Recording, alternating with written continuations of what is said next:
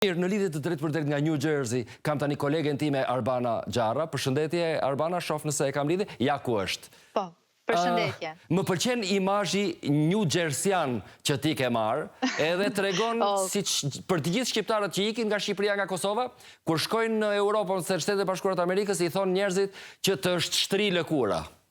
Kështu thonë, kështu më thonë, po, si duket ka nis ti marrmalli edhe për mua, se më thonë kur do të kthesh në Kosovë, ke ndryshu, nuk kam ndryshu, jam ajo Arbana që kam qenë. Fatmirësisht edhe gjatë qëndrimit këtu për këto 2 vite sa jam, kam vazhdu të merre me shkrime, me ato cilat jam marrë edhe në Kosovë, normalisht në një nivel më ndryshe këtu. Kështu që kam vazhdu me të njëjtën ritëm, me angazhimin e njëjtë. Arbana, më lejo të ta provoj këtë njohuri që ti ke analitike dhe informacionale që ke për Kosovën. Nuk e di me siguri që ke lexu online për përballjen verbale dhe fizike midis deputetëve të vetëvendosjes e të LDK-s, kujtim Shala Arbengashi dhe Gazment Gjyshinca. Edhe njerëzit për hir të vërtetës, po dhe unë, jam shumë i çuditur se si 2 gentlemen shqiptar, që janë zoti Shala dhe zoti Gashi, mund të kenë qenë në situatën krejt të pakuptimt që të kenë qenë abuziv nga pikpamja verbale, por edhe fizike, ndaj një kolegu të tyre të vetëvendosjes, zoti Gjyshinca. Këtu nuk është fjala uzu apo përla filani me fistekun. Këtu është fjala për të kuptuar situatën jashtëzakonisht të ndere problematike e të ndarë që ekziston në politikën e Kosovës, apo? Në gjithë botën kemi ndarje politike qasje të ndryshme. Përpara se të vi deri te ky konflikt, nëse ke ndëgju diskursin, debatin, çfarë niveli ult zhvillohet fatkeqësisht edhe nga gjenerata e re në Kuvendin e Kosovës. Unë kam përcjell politikën qysh pas luftës, qysh në vitin 2001, dhe gjithmonë kemi kërkuar hajde të marrim një gjenerat, votohet një gjenerat e re politike, se ndoshta do të jetë mendësi ndryshe dhe po na dëshmojnë se po vazhdojnë me të njëjtin mendësi sikurse të gjeneratave të tjera që patën për shumë gjatë në institucionet dhe në Kuvend. Për të thënë turpshme me duket pak, për të parë në atë gjendje, çfarë ndodhi brenda parlamentit, shohim në disa vende shumë të prapambetuna të ndodhin akte të tilla, dhe më vje keq për një shtet që ka pas një momentum historik të ecë përpara, një momentum historik të tregoj botës se u shpëtuam nga ata dhe ne bohecim përpara vlerave perëndimore, ne jemi duke bërë të kundërtën. Keni pa dhe shkrimet e mia, keni pa dhe qëndrimet e mia se çfarë më shqetëson për atë vend dhe për shqiptarët në përgjithësi. Prej këtu lexon ndryshe situatën në Ballkan, prej këtu lexon ndryshe situatën në Kosovë, Shqipëri dhe Maqedoni, ndryshe kur je brenda, je indikuar më tepër nga ambienti që të rrethon. Cili është konkluzioni i largët dhe i ftohtë që ti nxjerr sot nga Shtetet e Bashkuara të Amerikës në raport me këtë rajon problematik? Një konkluzion, një frazësh personal dhe totalisht i ftohtë. Ka një zhgënjem të madh, kryesisht edhe nga mbështetësit tanë. Unë shoh në takimet që kam të nivelit lartë, në biseda që kam, çfarë ndodhi kështu me shqiptarët, çfarë ndodhi pikë pari për hapjen e ndikimit që po i bëhet nga Turqia, nga Erdogani, çfarë po tash nuk mund t'i ftosh gjithë dhe të shohin kafeterit në Tiranë dhe në Prishtinë të rinj, që jemi evropian, dukemi evropian, mirë po në lajme dalin disa vendime të tjera, 40 milion të xhamis më të madhe në Ballkan që do të ndërtohet në Prishtinë. Këto mbesin, këto shënohen në raportet ndërkombëtare. Me këto raporte vendoset për të ardhmen tonë. Me këto raporte shfrytëzohen nga ata cilët nuk na duan pjesë të Bashkimit Evropian. Dhe kjo ishte qëllimi dhe kjo unë në 2012, në fakt në 2001 kur nisa të merresha me gazetari, 10 vitet e para u përqendrova në korrupsion dhe në keqpërdorime në një vend në tranzicion. Dhe ne nuk kemi pas vëmendje diçka tjetër që po ndodhte. Shtrirja e ndikimit të lindjes së mesme. Fillu më njëherë pas luftës nga Arabia Saudite dhe më pas nga Turqia. Më falë, qëndrojmë pak këtu. Ti e di, Arbana, që presidenti Erdogan ka qenë në Tiranë në inaugurimin e fillimeve të punimeve të xhamisë madhe, e cila, për hir të vërtetës, është shumë nga pikpamja stilistikore, është shumë e Arabisë, si të them, është me 4 minare, ku ndërkohë, gjatë gjithë historisë 200 vjeçare të fundit paktën, të klerit shumë modern musliman shqiptar të Shqipërisë, është totalisht e njohur dhe e pranuar që xhamit ishin me 1 minare dhe ishin shumë të shqiptarizuara, edhe sjellja ndaj klerit, edhe marrëdhënia me të tretët, ishte jashtëzakonisht, ishte një vlerë e madhe e kësaj shoqërie. Ngjalli diskutim të madh në Shqipëri, ngjall sot një diskutim sepse unë vëre që edhe turqit e kanë siklet, ata nuk duan të thonë që Erdogani ka paguar për xhamin e Tiranës, kanë thënë taksapaguesit turq kanë paguar. Po e njëjta frazë përdoret sot edhe për xhamin që ka ngjallur një diskutim të madh në Prishtinë.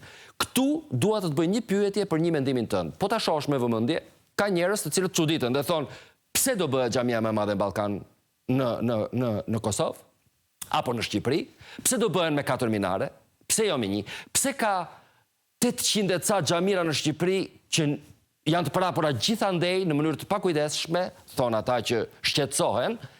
E gjithë ky diskur shkakton një reagim shumë të madh, shumë të shproporcionuar të atyre që e dashurojnë fen islame dhe që besojnë në fen islame dhe që praktikojnë fen islame.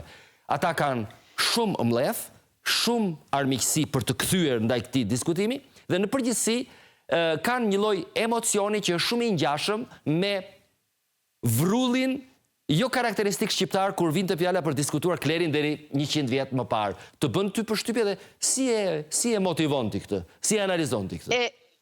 Këto grupacione i një shumë mirë, janë të ndara në disa grupe, janë ata cilët nuk kanë njohuri, cilën shumë lehtësisht mund të manipulohet, se gjithë këta zëra që ne po reagojmë ndaj investimeve të Erdoganit, nuk kanë të bëjnë me kundërshtimin ton të fesë islame, kanë të bëjnë me një ndikim me agjendë specifike të Erdoganit.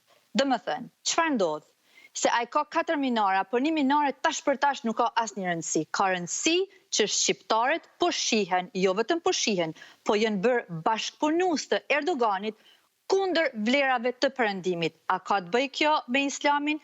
Ka të bëjë drejt për drejt me veprimet e Erdoganit.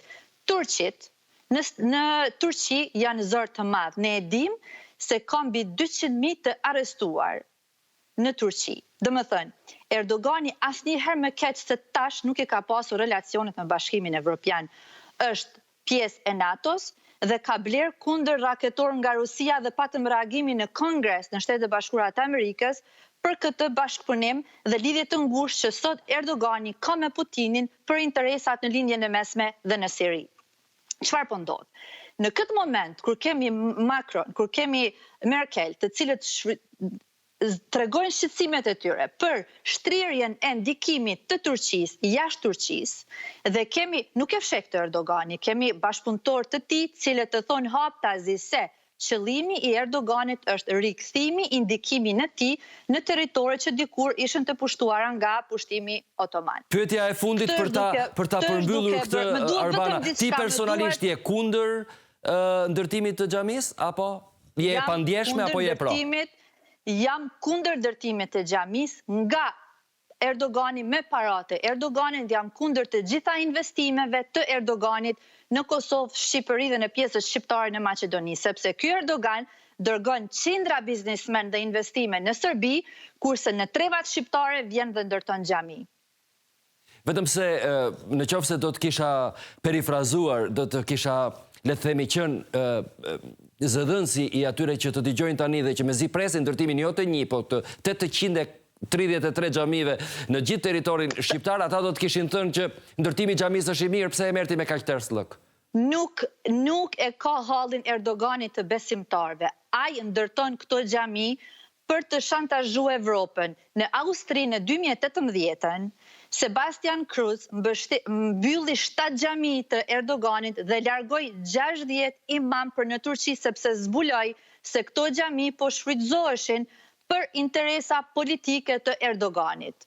Kështu që këtë është duke bërë nëse shqiptarët janë të gatshëm të kthejnë shpinën Bashkimit Evropian, nëse tashët lutje nuk është interes strategjik i shqiptarëve, BE-ja dhe vlerat e Perëndimit, atëherë le të hapin dyert ashtu siç i bën politikanët tanë të korruptuar i dhanë gjitha asetet Erdoganit, si në Shqipëri, ashtu dhe në Kosovë, ai nisi me blerjen e aseteve strategjike, aeroportin, distribucionin e energjisë, infrastrukturën, dhe normalisht se ta shumë njëre din se ku, se si të shtrirë ndikimin në Serbi me investime, sepse atje në ortodoks dhe s'ka se si t'ju mbaroj xhami, kurse tek treva shqiptare shfrytëzon papunësinë, shfrytëzon, do të thënë është ambient i përsosur për të, ndërkohë që unë edhe në intervistat të mëparshme kam kritikuar edhe BE-n që vazhdon të na mbajë të izoluar dhe sot shqiptarët e Kosovës kanë vetëm një derë hapur ku mund të shkojnë pa viza, është Turqia, dhe normalisht se këtë e shfrytëzon Erdogani për të krijuar një mllef, sidomos te gjeneratat e reja që janë shumë lehtë të manipuluara për t'i kthyer kundër perëndimit dhe pro agjendës së tij islamiste. Arbana, shpresoj shumë që gjatë harkut 24 orëve në vazhdim të mos hash të shara online për shkak të kësaj të folure të hapure, mendimeve që praktikisht i ke shfaqur sot dhe gjithmonë. Unë të çmoj trimnin tënde edhe natyrisht profesionalizmin.